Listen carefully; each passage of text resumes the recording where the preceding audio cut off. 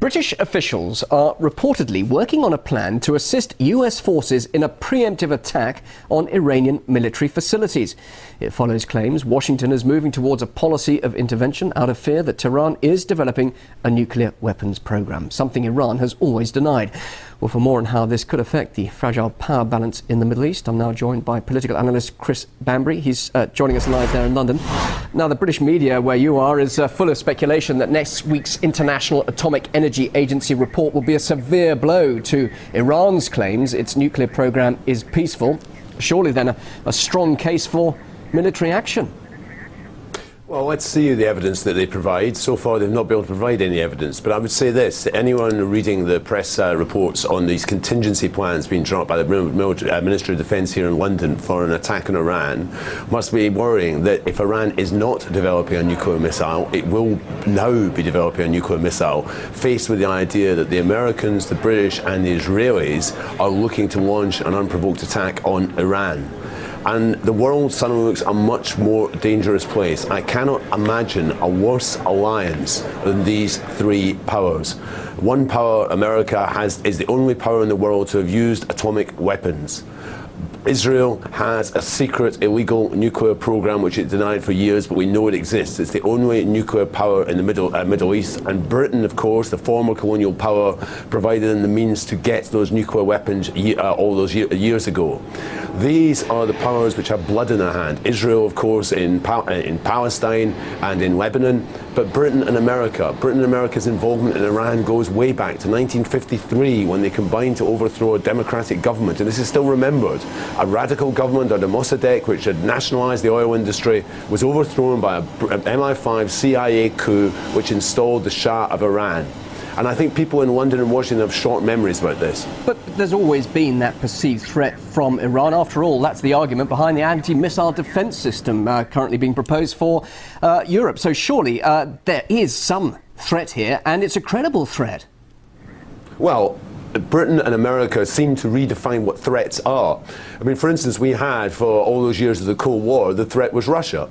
NATO is now realigning itself, building a missile shield, which seems to be aimed at Russia in part, but also definitely against Iran, with setting up in Turkey. And we've seen NATO intervening into the region all around Iran, China's and Russia's borders. It seems to be provocative. You have this string of NATO-American bases along in the Caucasus and elsewhere, threatening the interest of these countries. And of course, we've also seen NATO launch a series of operations, most importantly in Afghanistan, but most recently in Libya. I am fearful that the so-called success of the Libyan operation will be followed by further humanitarian wars, like we saw in former Yugoslavia over a decade ago. And NATO is playing an aggressive role here. It's portrayed as a peacekeeper, but it's an aggressive role. And the missile defense shield is an aggressive act. It's aggressive towards Russia, it's aggressive towards China, and it's aggressive towards Iran. But why isn't Iran being transparent and open and allowing investigators to and inspectors to check the facilities? And also, of course, you mentioned Israel, the threat from Israel a little earlier. Iran's got every reason, has it not, to develop a nuclear deterrent? Well, firstly, Iran claims that it's developing a nuclear program for peaceful purposes. Personally, I'm against all nuclear weapons, but I think it's a bit rich to be Iran to be lectured by the likes of Washington, London and Tel Aviv on nuclear weapons, when these are the people, as I said, the Americans are the only people to have used those weapons. These are the nuclear powers.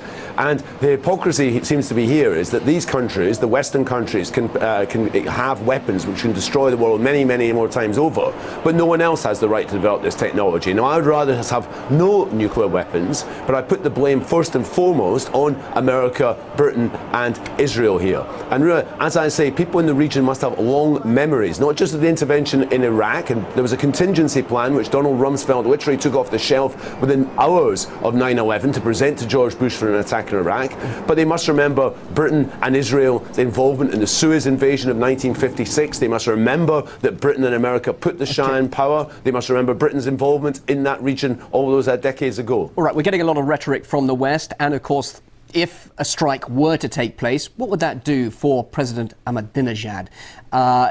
Clearly, he would be absolutely entitled for some sort of recrimination. What does that do for also his support there in Iran?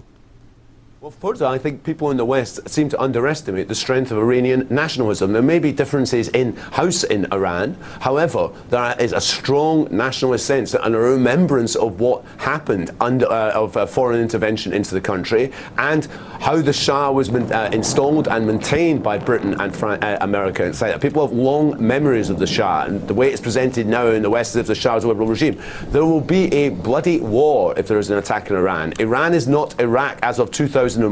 There will be retaliation from Hezbollah and from Hamas, and the world is a more dangerous place because of these reports. Chris, just finally, you talk about a bloody war and the consequences after Afghanistan, Iraq and Libya, as well as, of course, talk of intervention in Syria. Is there really any appetite among the people, let alone the politicians, for further military interventions like that? Well, it seems bizarre that you would have thought that anyone even thinking about contingency plans to Iran would look at that, and the opposition in this country, Britain for instance, to the war in Libya, there was a majority against that.